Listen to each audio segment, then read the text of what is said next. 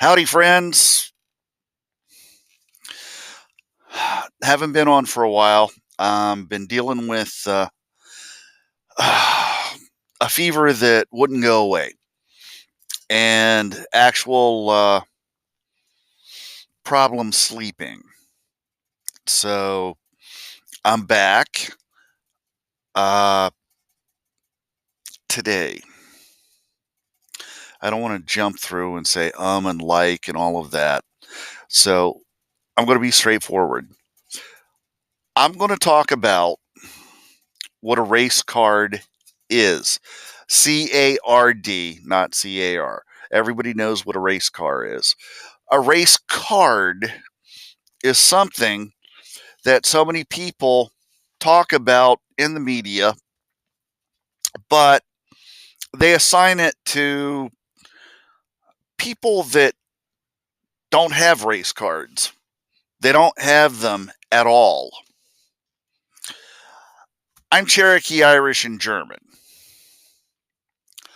My great grandma left the reservation in North Carolina long before they had the census of 1924.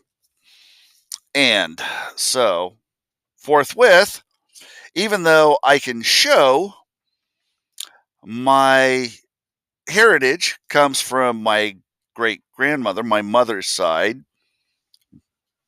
I do this all the time. Um,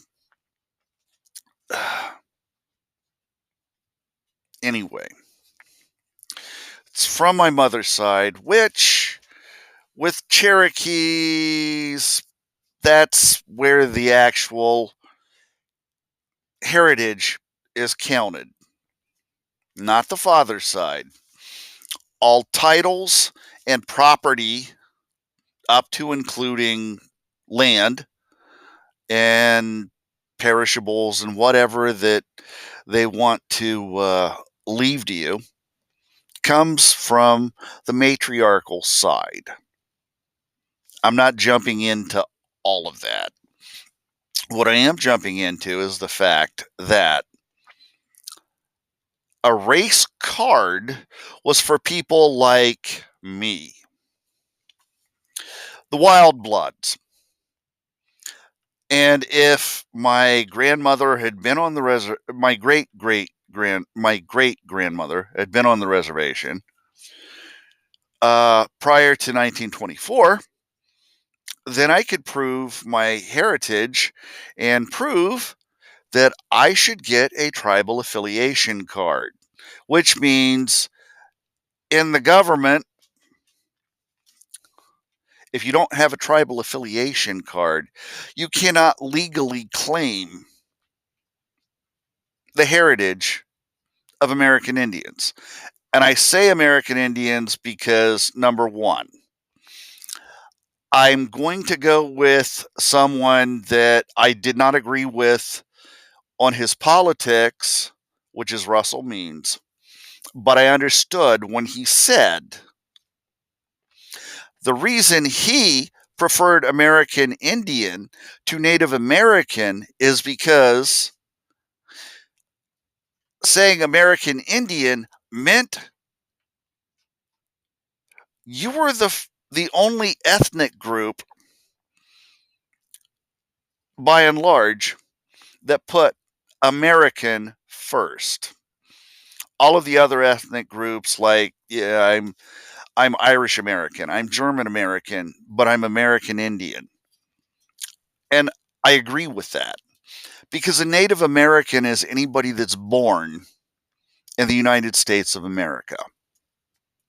Now, that being said, and people will argue however they want, um, this is what I go by. And you have the right to your opinions. You don't have the right to tell me what my opinion should be, nor I you. Because let's face it, I used to get invited and go to powwows and different native slash indigenous functions. And I stopped going because, uh, well, painful to say. I got called names like Apple, which means you're red on the outside and white on the inside, or Pop Tart, which means you feel red on the inside but are white on the outside. Now, I got friends that when I come and meet them, I've got one friend that runs a shop, and he knows my heritage. When I come in, the first thing he does is hold up his hand and say, "How?" And I look at him and I go, "How?" Now, is that racist? No. I take no offense. There are people that would. I don't care. I'm not one of them. I embrace all of it. People have seen my my videos on YouTube, and they're like, "Wow, you really do look like an Indian." And I'm like, "Well, yeah, okay." It's like people are like, "Who said Indian?" Blah blah. It's all good. For crying out loud.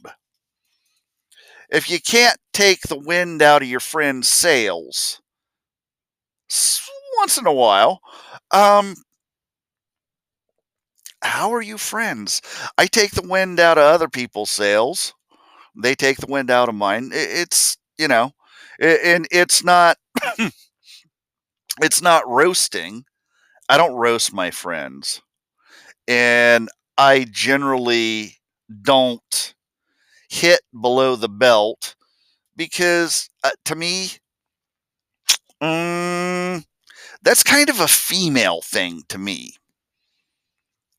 And I I don't like it. So I don't do it. I don't want people to do it to me, so I don't do it to them. And I had I had two videos that I took down myself because number one, I was given insults and aspersions on my character due to who I voted for. Everybody knows who I voted for. And I don't care who you voted for. Once again, you have the right to your opinion. You do not have the right to tell me what mine should be, nor I you. And, you know, it's like this. I would rather vote for one of my managers, Boogie, to be president. One of my managers, Boogie, to be my president. Something something glitched, so I don't know. But anyway, I want to talk about the actual race card.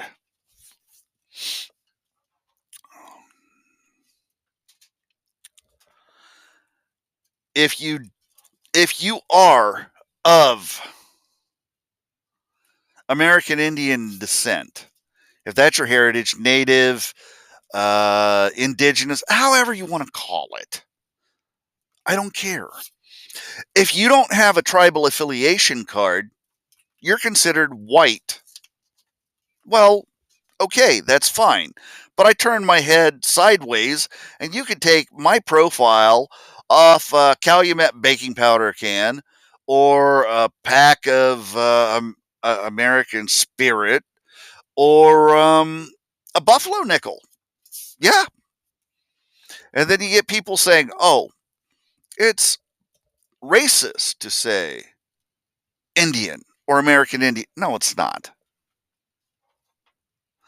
Not to the people that live it and carry it, and it looks back at you in the mirror.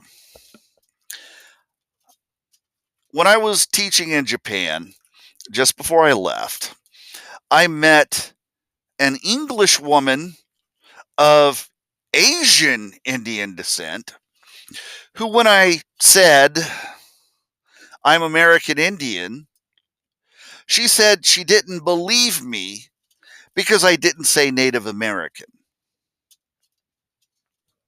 Yeah, I'm not joking. And I just looked at her and I made a very rude reply to it. And then I said, well, damn, I guess I should go ahead and convince myself to stop offending myself in front of women that have no idea how us wild bloods live. Now, bringing up the term wild blood, that's better than being called a breed or a whatever. Um, but when I told one of my friends who was like fifth generation um, German, uh, my heritage, his family all looked at me and they went, "Well, that's a pretty wild heritage." I said, "Not coming from someone whose father was from Trinity, Kentucky, and his mother was from Manchester, Ohio." And they just kind of went, "Oh." Now, here's the funny thing. I have a lot of friends that are like me. Wild blood, mixed blood, it's breeds, whatever. Okay? It's kind of like calling me, a hillbilly, a redneck. Most people don't understand. You can call a redneck a hillbilly, but calling a hillbilly a redneck may get your clock cleaned. Calling me a wild blood, we're okay. Calling me a breed, no. I don't put up with that. Half breed, breed, whatever. Because that's saying I'm a breed separate from my ancestors, and I'm not. Little known fact, Sequoyah, who invented the alphabet for the Cherokee language, he was half German. And if I stand instead with someone that invented an alphabet and got really tall redwood trees named after him, oh, I'm definitely cool. Definitely cool with it. Now, I could go on ad nauseum. I just want you guys to understand. When the media says a race card and they're talking about somebody that is not American Indian, Native American, Indigenous American, I don't know, Sequoia American, Mahogany American. Oh no. Mahogany's already been taken. Forget that. We'll say I don't know, Chestnut American, Red people.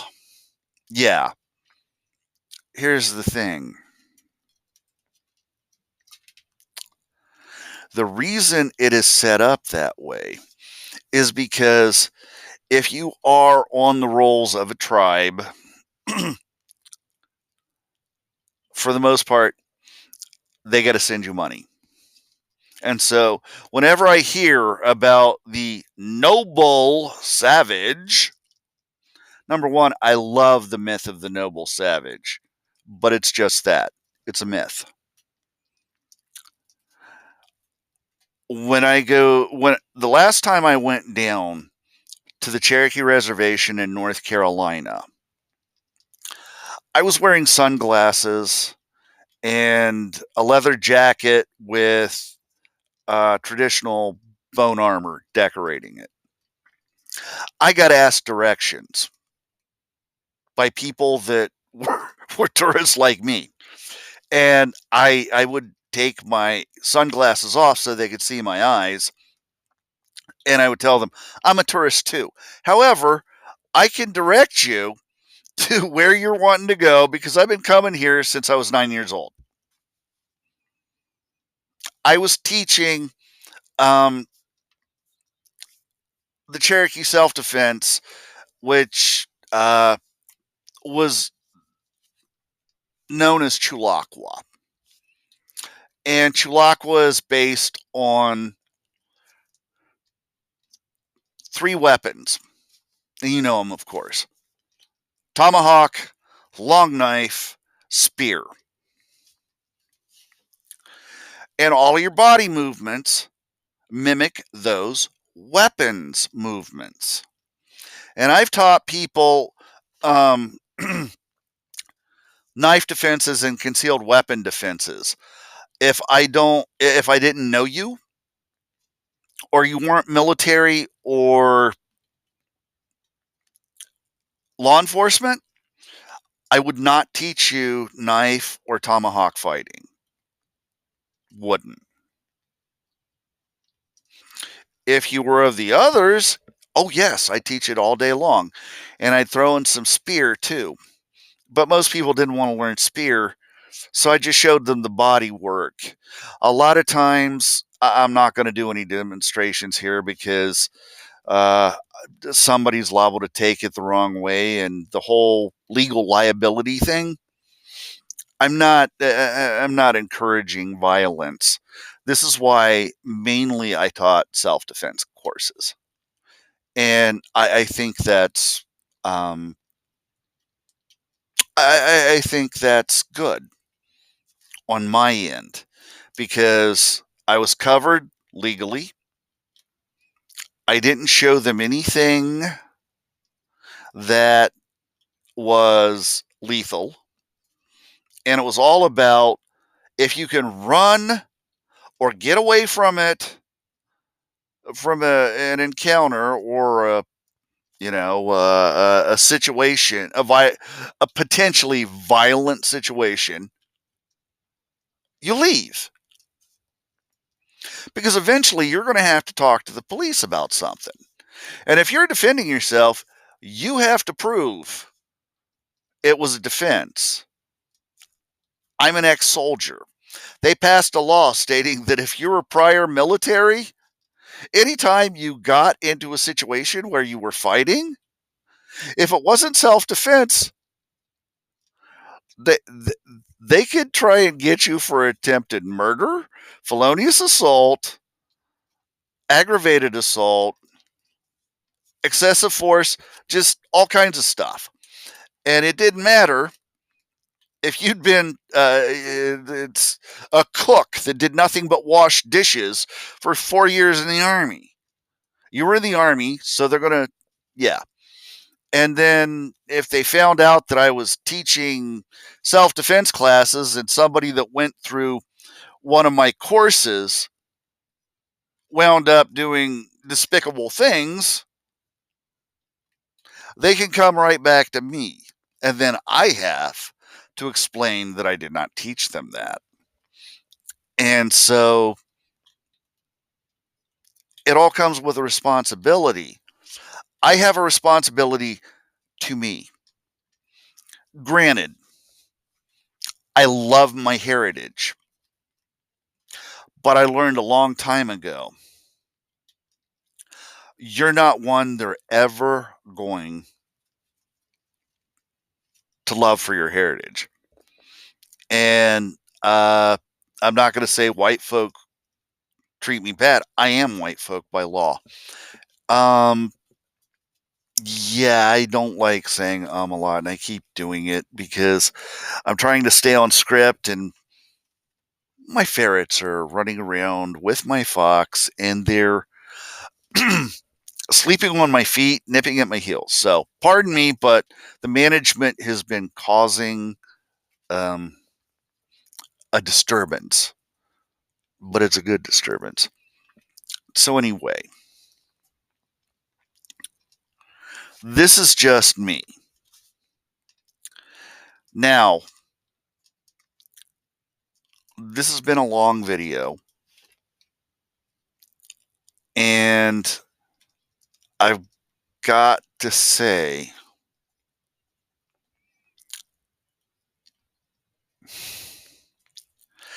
all of this has led up to a family story. And I'm not going to do another video on it, so bear with me.